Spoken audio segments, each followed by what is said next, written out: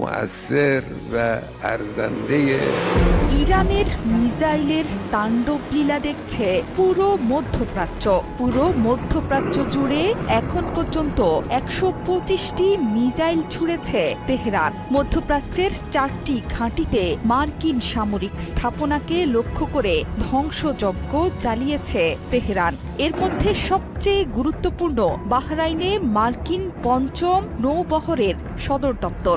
এত গুরুত্বপূর্ণ স্থাপনা থাকা সত্ত্বেও ইরানি মিসাইল কোনোভাবেই আটকাতে পারল না দেশটি। হামলার পর প্রকাশিত ভিডিওতে দেখা গেছে দেশটির রাজধানী মানামায় বিকট শব্দে বিস্ফোরণের পর ধোঁয়া উঠছে উপরের দিকে। ইরান স্পষ্ট করে জানিয়েছে সেখানে আঘাত হেনেছে তাদের শক্তিশালী মিসাইলের বহর। এর মধ্যেই ওই এলাকা থেকে সাধারণ মানুষকে সরিয়ে নিতে শুরু করেছে বাহরাইন। একই সময়ে কুয়েত এবং সংযুক্ত আরব আমিরাতেও বিস্ফোরণের শব্দ শোনা গেছে। এছাড়া কাতারে প্যাট্রিয়ট প্রতিরক্ষা ব্যবস্থা ইরানের একটি মিসাইল ঠেকিয়ে দিয়েছে বলে জানিয়েছে কাতার ভিত্তিক সংবাদ মাধ্যম আল জাজিরা।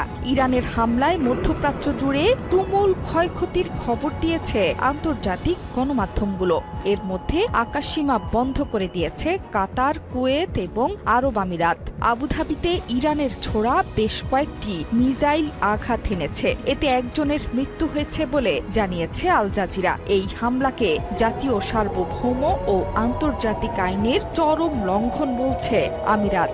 এমনকি এর জবাব দেওয়ার হুঁশিয়ারিও দিয়েছে দেশটি। সংযুক্ত আরব আমিরাতের আবুধাবিতেও পাওয়া গেছে বিকট বিস্ফোরণের শব্দ।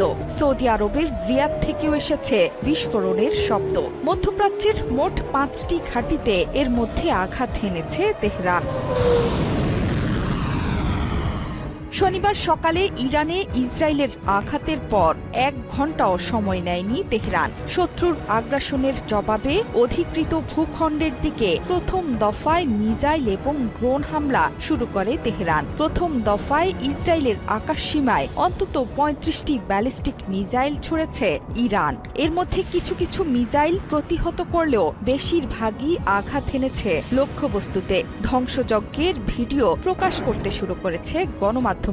এখন পর্যন্ত একজন ইসরায়েলি আহত হওয়ার খবর পাওয়া গেছে ইরানি মিসাইলের আঘাতে।